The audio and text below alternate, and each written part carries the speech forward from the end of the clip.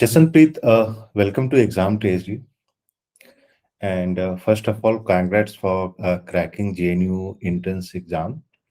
सो आप एक अपना छोटा सा इंट्रोडक्शन दे सकती हैं रिगार्डिंग आपने कहाँ से अपना ग्रेजुएशन किया है और आपने जेएनयू के अलावा कौन कौन से यूनिवर्सिटीज के लिए सीयूईटी में अप्लाई किया था, your rank in JNU and all. So, sir, I basically born and brought up in Punjab and मेरी graduation, undergraduation भी पंजाब से हुई है. एक स्टेट यूनिवर्सिटी है गुरु नानक देव यूनिवर्सिटी अमृतसर. वहाँ से मैंने अंडर ग्रेजुएशन की है बी ऑनर सोशल साइंसेस में. और लास्ट ईयर मुझे पता चला कि जेएनयू की कोई नाम की भी कोई यूनिवर्सिटी होती है. मोस्टली आपके बच्चों को इतना ज़्यादा नहीं पता होता है, और वो भी अगर आप एक स्टेट यूनिवर्सिटी में पढ़ रहे हो तो. और अभी मतलब मुझे पता लगा कि हमारे जो प्रोफेसर है वो जेएनयू से पढ़े हैं, तो मैंने रिसर्च वगैरह की कि कैसी यूनिवर्सिटी है, कहाँ है. और फिर मुझे पता चला कि अगर आपको मास्टर्स करनी है और अगर आप सिविल सर्वेंट एस्पिरेंट्स हैं और अगर आपका मतलब लाई करता है, आर्ट लाई करता है, तो आपको जेएनयू जरूर जाना चाहिए. इस बात को जरूर जाना चाहिए. तो प्रेपरेशन स्टार्ट की और मेरा ऑल इंडिया रैंक 6 आया अनरिजर्व कैटेगरी. और एग्जाम ट्रेजरी का बहुत बड़ा रोल है क्योंकि it's very vague when I started, very vague. I don't know how to start, where to start. तो मैंने YouTube पे ऐसे ही सर्च किया तो मुझे फर्स्ट चैनल एग्जाम ट्रेजरी दिखा, और मैंने वहाँ पे वीडियो देखी आपके लास्ट ईयर जो बच्चे सिलेक्ट हुए थे. और जब आपसे कांटेक्ट किया मुझे पता चला कहाँ आपको लास्ट ईयर के पीज देखने होते हैं, सिलेबस होता है, ऐसे सब कुछ डिफाइन होता है, मतलब मॉडल टेस्ट पे सॉल्व करने होंगे. तो वो आपसे कुछ लिया तो उस चीज़ से मुझे पता चला कि हाँ कैसे सिलेबस डिफाइंड होता है, कैसे पीस होते हैं, कैसे क्वेश्चन मतलब क्वेश्चन आ सकते हैं. तो फिर मैंने एक्चुअली प्रेपरेशन स्टार्ट की, लेकिन वो जो मेरा बेस था वो वहीं से बना. मुझे एक्चुअली डायरेक्शन वहाँ से मिली. उससे पहले आई वाज टोटली इन. सो आपने प्रिपरेशन कब स्टार्ट किया? इसी साल जनवरी में जब हमारा 6th सेम स्टार्ट हुआ था तब मैंने प्रेपरेशन स्टार्ट कर दी थी, लेकिन तब भी मुझे कुछ श्योर नहीं था क्योंकि टिल मई हमें नहीं पता था कि जेएनयू सीयूटी के अंदर जाएगा या खुद अपना टेस्ट लेगा. अगर सीयूटी के अंदर जाएगा तो फिर सीयूटी का पैटर्न टोटली अलग था जैसे जेएनयू अपना इंटरेस्ट लेता है. तो इसी कारण फिर पहले 4 महीने तो मैं बस अपने बेसिक क्लियर कर रही थी, बुक्स पढ़ रही थी, जो जो मुझे पता था कि हाँ मैं पढ़ सकती हूँ, तो नोट्स बना रही थी. फिर मई के बाद एक्चुअली पता चला कि हाँ ये सीयूटी के अंदर ही जाएगा. तो फिर सीयूटी का अपना एक डिफाइंड सिलेबस था. फिर मैंने वो सिलेबस पढ़ना शुरू किया. तो मेरी असली प्रेपरेशन स्टार्ट होती है जून में, जब मैं बिल्कुल फ्री हो जाती हूँ अपने मतलब मेरी अंडरग्रेजुएशन खत्म हो गई थी. तो मैंने फिर जून से लेकर सितंबर टिल 9 जब तक टेस्ट नहीं होता तब तक फिर मैं टोटली यहाँ पे ओरिएंटेड थी. तो ओवरऑल लेकिन आपने बेस जो अपना क्रिएट करना था, नोट्स बनाना था, वो जनवरी में ही स्टार्ट कर दिया था. तो इनिशियली कौन कौन से बुक्स को आपने रेफर किया था इन टर्म्स ऑफ आपके जो अंडर ग्रेजुएट कोर्सेज थे, आपने पॉलिटिकल साइंस में ही किया था ग्रेजुएशन, तो उन्हीं सारे बुक्स को आपने स्टार्ट किया था या फिर आपने कोई अदर बुक्स को भी रेफर किया था? नहीं सर, जो बुक मैंने अंडर ग्रेजुएशन में पढ़ी थी, जैसे हमारे फर्स्ट टाइम में हमें पॉलिटिकल थ्योरी पढ़ाई गई थी, फिर उसके बाद हम इंडियन क्रिटिकल थॉट पे आए.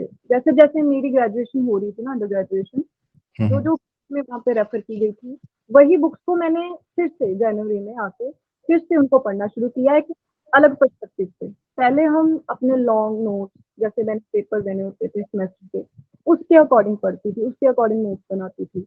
लेकिन जनवरी में मैंने फिर उन बुक्स को अलग तरीके से पढ़ना शुरू किया, कैसे इनके शॉर्ट नोट्स बनाए जाएँ, कैसे टू द पॉइंट जो चीज़ें हैं वो ली जाएँ. तो फिर इसके लिए पॉलिटिकल थ्योरी के लिए तो सबसे अच्छी बुक जो है वो ओपी गाबा थी. और आइडियोलॉजी के लिए एंड्रयू हेवुड पढ़ी मैंने, जो उतनी भी आइडियोलॉजीज़ हैं उसी में से ली. इंडियन पॉलिटिकल थॉट मेरे पास एक बुक थी, मुझे उसका नाम नहीं याद, शेफाली झा की बुक एक शायद, हाँ एक वो थी. और थोड़ा बहुत मैंने हमारे टीचर्स के जो नोट्स होते हैं उनको रेफर किया. और इंटरनेशनल रिलेशन के लिए मेरे पास बायल स्मिथ थी, मैंने वही पढ़ी. मेरे हिसाब से मैंने ये जितनी भी बुक जो मैं बोल रही हूँ, और इंडियन पॉलिटिकल थॉट के लिए भी वही, और जो हमारी कॉन्स्टिट्यूशन में वो लक्ष्मीकांत, उसके लिए वही पढ़ी थी. और पबेड हमें नहीं था अंडर ग्रेजुएशन में, और मेरे लिए टोटली न्यू सब्जेक्ट था और मुझे नहीं पता था इसको कैसे पढ़ना है, इसका क्या।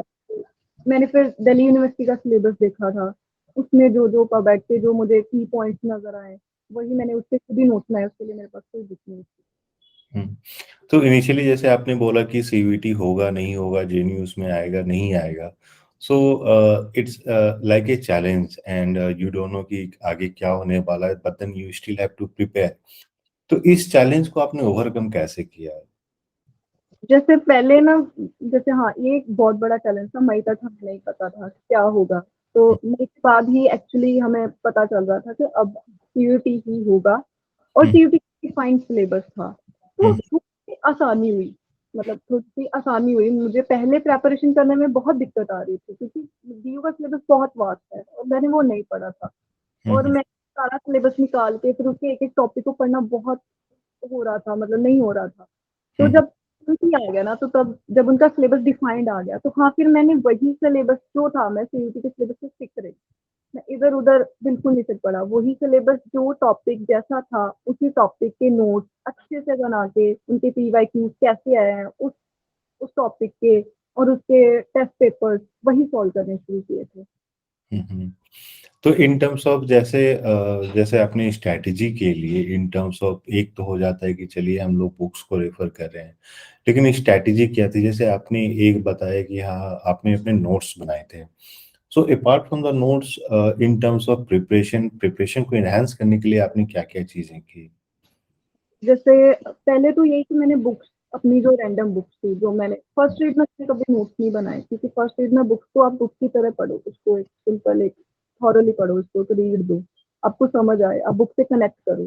जैसे हर एक का अपना अपना होता है। जैसे मेरा होता है कि पहले मैं बुक से कनेक्ट होती हूँ, तो मुझे इसके लिए उसको थॉरोली रीड करना पड़ेगा। तो हम्म, मैंने किया। उसके बाद फिर मैंने किया कि मैंने जो लास्ट ईयर के पीवाईक्यूज थे ना, वो एक बुक आती है जेएनयू की तरफ से, कहाँ कंपाइल्ड बुक नोट्स आ जाते हैं उसमें, कहाँ ये आए थे। तो फिर मैंने वो ली और अपने पीवाईक्यूज देखने शुरू किए। तो हम्म, उसके बाद अपना टाइम डिवाइड किया हुआ था, हम्म, सब्जेक्ट किए हुए थे, टॉपिक्स डिवाइड किए हुए थे। हाँ, कौन से टाइम में कौन सा पढ़ूंगी, उसके साथ अगर पढ़ूंगी तो उसके साथ उसके पीवाईक्यूज से जरूर देखूंगी। अगर पीवाईक्यूज देख लिए हैं, तो उसके साथ उसके टेस्ट पेपर तो जरूर सॉल्व करूंगी, ज्यादा नहीं तो कम से कम 50 क्वेश्चन तो उसके साथ सॉल्व करूंगी। उसके साथ वो टॉपिक आपसे ना मजबूत हो जाता है। हम्म, बस, तो सिर्फ एक रिवीजन चाहिए होती है लास्ट में। तो यही हम्म, नहीं, मैंने अपने नोट्स को साइड में रखकर, अपने बुक्स को थॉरोली रीड कर कर, अगर बुक्स को रीड कर रही हूँ, जो चैप्टर पढ़ रही हूँ, उसके पीवाई देखकर, उसके साथ उसके टेस्ट पेपर सॉल्व करके मैं अपना टॉपिक मतलब अच्छे से मजबूत कर लेती थी।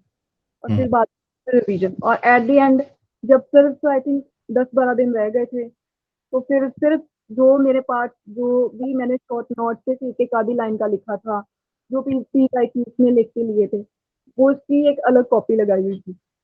हम्म। बाद में सिर्फ वही 10-12 दिन उनको रिवाइज किया जितनी बार हुआ, बस यही था। So in terms of reading the books, पहले आपने बोला कि पहले हम लोग सेमेस्टर एग्जाम्स के लिए पढ़ते थे, अब जो है इंट्रेंस एग्जाम के लिए जब पढ़ना था तो there was a different approach of going back and reading the book. So वो क्या डिफरेंट था in terms of your approach? Entrance exam के प्रिपरेशन के लिए बुक्स को किस तरीके से पढ़ना चाहिए? जब जब हम एंट्रेंस एग्जाम के लिए बुक्स को पढ़ते हैं ना, तो हमें बहुत अच्छे से उस बुक को, उसकी एक एक लाइन को, जो जैसे आपने पहले देख लिया होता है कहाँ पीवाईक्यूज कहाँ से आ रहे हैं, कौन हम्म, सा टॉपिक ज्यादा वेटेज रखता है। तो फिर जैसे हम पहले बुक्स को पढ़ते हैं ना, तो मुझे पता है कि मैंने आंसर लिखना है और मुझे 5-6 पेजेस का एक आंसर लिखना है। तो हम्म, मैं उसके अकॉर्डिंग अपने नोट्स बनाती थी, इतना ज्यादा टू द पॉइंट होकर, और बुक में इतना ज्यादा अंदर नहीं जाती थी। हाँ ठीक है, ऊपर से मतलब मेरे 5-6 पेजों का आंसर तैयार हो जाए, बस वही ठीक है। हम्म। लेकिन जब एंट्रेंस एग्जाम के लिए आप पढ़ते हो, तो आपको बहुत मिन्यूट चीजें जो होती हैं बुक में लिखी हुई, टू द पॉइंट, जो मतलब चाहिए होती हैं, उसको मतलब उसके नोट्स information अलग क्या से था? बनाना। जी मतलब सर। बुक में जो भी इंफॉर्मेशन दिया गया उस इंफॉर्मेशन को कंपाइल करना, हाँ क्योंकि वो फैक्ट बेस्ड क्वेश्चंस पूछे जाएंगे तो उस फैक्ट को सर्च करना बुक में और उस हिसाब से फिर नोट्स बनाना। हाँ सर, ये डिफरेंस होता है। हाँ, ये तो होता है कि फैक्ट बेस्ड होता है।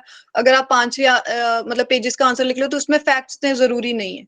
लेकिन एंट्रेंस के लिए तो फैक्ट्स चाहिए होंगे, डेट भी आपको याद करनी पड़ेगी, अच्छे से लिखनी भी पड़ेगी। किसने कब हुआ, व्हाट, व्हेन एंड हाउ, ये आपको जरूरी होता है।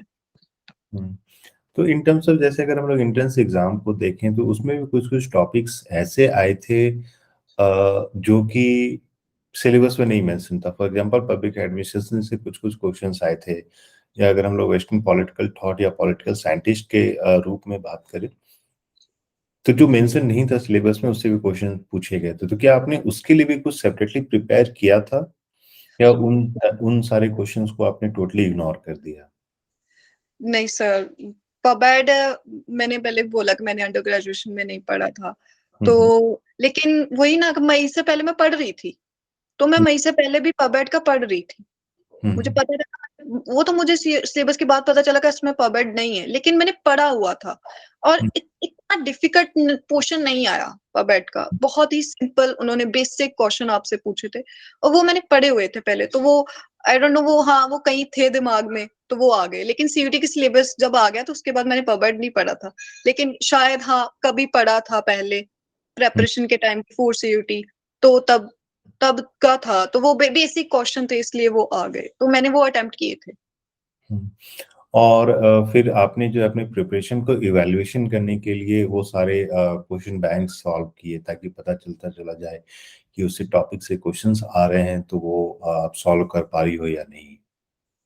हाँ सर, तो हाँ ये तो था कि मैं वो जितने भी जो भी वेटेज थी, जिसकी ज्यादा वेटेज आती है वो आपको पीवीक्यू से पता चल जाता है कि हाँ इंडियन कॉन्स्टिट्यूशन से ज्यादा क्वेश्चन पूछ रहे हैं, आईआर से क्वेश्चन ज्यादा पूछ रहे हैं, तो हम हम्म। उसके पीवीक्यू ज्यादा पढ़ते हैं, उसके नोट्स भी ज्यादा बनाते हैं।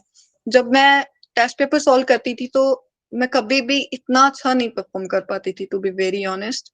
मुझे मुझे खुद में कॉन्फिडेंस नहीं आता था, मुझे नहीं लगता था कि शायद मैं कर पाऊंगी। हम्म। लेकिन जब जब आपको लगता है कि आपको नहीं आता है, आपको लगता है हम भूल जा रहे हैं, मुझे इससे नहीं होगा, लेकिन जब आप टेस्ट पे बैठते हो ना, जब आप एंट्रेंस एग्जाम में बैठते हो, तो आपने जो पढ़ा होगा आपको इवेंचुअली याद आ जाएगा। अगर आपने उसको अच्छे से पढ़ा होगा, आपका माइंड उस चीज को रिवाइंड कर लेता है। हम्म। तो तो वही था। हाँ, तो in terms of notes making, test series solving, तो now comes the role of exam test series. So आपने जो है पूरा study material, question bank, test series, so how important was the study material that we provided for the entrance exam so and how to evaluate it? so as I said earlier, exams treasury helps me to build a base Hmm. for the whole strategy that I was going to adopt for my preparation for next months. तो exam treasury से मैंने अपना base बनाया था, जो भी उस पूरे जो आपने मुझे मतलब प्रोवाइड करवाया था उसमें जितने भी नोट्स थे, जो भी टॉपिक थे, वो बहुत टू द पॉइंट थे। मुझे मुझे साफ पता लग रहा था कि हाँ अगर बी आर अम्बेडकर को पढ़ना है तो आपने उसको 3 पेजेस में अच्छे से समराइज किया है, उसकी बुक्स मेंशन है, उसका उसकी सारी लाइफ हिस्ट्री उसकी मेंशन है। और यही तो चाहिए होता है, यही तो चाहिए। एक एक अगर आप किसी बुक से पढ़ रहे हो, जैसे मैंने शेफाली की बुक पढ़ी, तो उसमें वो वही चैप्टर को वो 12-13 पेजेस में खत्म करेंगे और Hmm. हम उसके नोट्स बनाएंगे, लेकिन आपके नोट्स ऑलरेडी कंपाइल्ड थे। Hmm. तो बुक्स को साथ साथ में रखकर और आपके नोट्स को साथ रखकर मैंने उन दोनों का निचोड़ निकाल कर अपने एक छोटे छोटे छोटे छोटे पॉइंट्स लिख लिए। तो Hmm. लास्ट में जब टेस्ट की टाइम आएगा तो तब ये रिवाइज करने में काम आएंगे, क्योंकि तब बुक खोलकर या लैपटॉप खोलकर तो पढ़ा नहीं जाएगा इतना ज्यादा, क्योंकि प्रेशर होगा कहाँ अब क्या करें क्या करें। तो Hmm. वो एक कंपाइल नोट्स मिल जाते हैं, वो मुझे हेल्प किए, वही तो एक बेस था। और उसमें आपने हमें लास्ट ईयर के पीवाई क्यूज और यूजीसी नेट के पीवाई क्यूज थे, वो बहुत हेल्पफुल थे, क्योंकि पीवाई क्यूज ढूंढना ही अपने आप में बहुत बड़ी बात है। यूजीसी नेट के आपने हमें शायद 2010 या 8 से प्रोवाइड करने शुरू कर दिए थे, उसमें Course. वो हाँ फोर्स से। तो Hmm. तब से लेके और जब तक लास्ट टाइम तक हुआ है, Hmm. लास्ट ईयर तक हुआ है, तो ये ढूंढने ये मिलते ही नहीं है। अगर हम ढूंढे भी तो सभी कंपाइल नहीं मिलते हैं। तो ये अच्छे थे कि हाँ मिल गया, और साथ में आंसर की भी प्रोवाइड है, आपको साथ ही में चेक करने को मिल जाएगा, आपकी इवेल्युएशन साथ साथ हुई जा रही है। Hmm. और इवन आपने उसमें हमें जो टेस्ट पेपर दिए थे, पर्टिकुलर एक एक सब्जेक्ट के एक एक टॉपिक के साथ में भी हमारे टेस्ट पेपर मिल रहे थे। अगर मैंने इंडियन पॉलिटिकल के सॉल्व करना है तो उसके टेस्ट पेपर अलग हैं, टॉपिक के मतलब हर टॉपिक का आपने हमें टेस्ट पेपर सॉल्व करने के लिए दिए थे। तो वो तो एक बून था। हाँ मुझे पता चल रहा था, मेरे साथ साथ में पूरी एवेल्युएशन हो रही थी। अगर मैंने अभी एक टॉपिक पढ़ा है मनु पढ़ा है और मैंने साथ ही में उसके सॉल्व कर लिए क्वेश्चन और मुझे पता चल रहा है कि मैं साथ में सॉल्व कर लिए और मेरे नंबर नहीं आए तो मुझे पता चल गया कि मैंने अच्छे से नहीं पढ़ा है। क्योंकि जो भी आपके जितने भी आपके जो एमसीक्यूज थे वो सब कुछ मिला के लास्ट ईयर के पीवाई जो आपका मटेरियल उसके भी दो मिला के आपने हमें वो दिए थे और वो हेल्पफुल थे, बहुत ज्यादा हेल्पफुल थे। तो in terms of solving question paper and also looking at the previous papers, तो हम लोगों ने जैसे कंपाइल करके दिया तो जितनी भी मेजर यूनिवर्सिटीज हैं उनके 6-7 ईयर्स के क्वेश्चन पेपर कंपाइल किए थे। लेकिन बहुत बार ऐसा हम लोगों ने देखा है कि स्टूडेंट जो है वो प्रीवियस पेपर्स को नहीं देखते हैं और वो सिंपली अपने नोट्स पढ़ लेते हैं या क्वेश्चन बैंक मिल जाता है या टेस्ट सीरीज, जैसे बहुत सारे लोगों ने जो टेस्ट सीरीज लिया rather देन सॉल्विंग, वो बस उसको देख लिए कि क्या क्वेश्चन पूछा जा रहा है। So do you think just looking at the question paper or a test series is sufficient, or do you also think कि हम लोग को पहले previous papers भी सारी यूनिवर्सिटीज के देख लेने चाहिए irrespective of उनका क्या स्टैंडर्ड है या उस इंट्रेंस एग्जाम में मुझे बैठना है या नहीं बैठना है? What would you suggest? मेरा तो पीवाईक्यूज बहुत इंपॉर्टेंट है, चाहे किस भी यूनिवर्सिटी के हो। अगर आपने एंट्रेंस देना है आपको पता चलना चाहिए क्वेश्चन कैसे बन रहे हैं, उसके जो आंसर दिए जाते हैं वो कैसे आ रहे हैं। एक पीवाईक्यूज से पता चलता है एग्जाम का पैटर्न, एग्जामिनर की थिंकिंग, वो क्या चाहता है आपसे। उसके जो पीवाईक्यूज में देखो, हमें एमसीक्यू में एक बड़ी बात है कि आंसर आपके सामने है, बिल्कुल सामने है, चारों ऑप्शन में एक तो आंसर होगा ही। तो आपको बस उसको, अगर आपको पता चलना है कि अगर आपको प्रेशर हैंडल करना सीखना है एग्जाम में बैठने के लिए और आपको देखना है कि एग्जाम की सोच कहाँ है, वो कैसे डालता है, तो आपको पीवाईक्यूज तो करने ही पड़ेंगे। वो बहुत हेल्पफुल है। अगर आप सिर्फ अपने नोट्स पढ़ी जाओगे, जितने भी अच्छे मतलब नोट्स हों, अगर आप पीवाईक्यूज नहीं सॉल्व कर रहे हैं तो आपकी एवेल्युएशन कभी नहीं होगी, आपको पता ही नहीं चलेगा, आपको वो प्रेशर ही फील होगा, आपको क्वेश्चन का स्ट्रक्चर, एग्जामिनर डिमांड नहीं पता चलेगी। उसके लिए पीवाईक्यूज तो बहुत इंपॉर्टेंट है। और how do you evaluate the test series, क्योंकि हम लोगों ने टेस्ट सीरीज भी जो प्रोवाइड किया था अलग अलग यूनिवर्सिटी वाइज डिफरेंट स्टैंडर्ड्स थे। जेएनयू का जो टेस्ट सीरीज था वो काफी हाई स्टैंडर्ड का था और फिर हम लोगों ने दिल्ली यूनिवर्सिटी जामिया, तो आपने सारे टेस्ट सीरीज सॉल्व किए थे and how helpful was the test series with a varying difficulty level? हाँ सर, मैंने मोस्ट ऑफ जैसे हर यूनिवर्सिटी के एटलीस्ट 10 पेपर्स तो थे अपने टॉपिक के। 10 एमसीक्यू मतलब वो टेस्ट सीरीज तो जरूर थी। यूनिवर्सिटी 10 थी, मतलब अलग अलग करके दिए हुए थे। तो मैंने हर यूनिवर्सिटी के, जामिया के, डीयू के, एचसीयू और इसके जेएनयू के कम से कम 6-7 तो किए होंगे 10 में, और जेएनयू के शायद मैंने 10 में 10 किए होंगे। मैंने कोई भी 6-7 से कम तो कोई भी किया था, सबके किए थे, क्योंकि पता चलता है आप कहाँ स्टैंड कर रहे हो। हर यूनिवर्सिटी ने अपने उनके प्रीवियस ईयर्स को मद्देनजर रखते हुए ही वो चीजें सारी डिफाइन हुई थी, वो चीज सब सेट हुई थी। So Jashanpreet, thanks for talking to us and हम लोग होप कर रहे हैं कि आपने जो भी सजेशंस दिया है, जितने भी स्टूडेंट जो इस वीडियो को देख रहे हैं और जेएनयू के लिए आने वाले टाइम में प्रिपरेशन करने वाले हैं, तो आपके दिए गए सजेशंस को वो लोग अच्छे से देखेंगे, सुनेंगे और फॉलो भी करेंगे। So thank you for talking with us and we wish you all the best.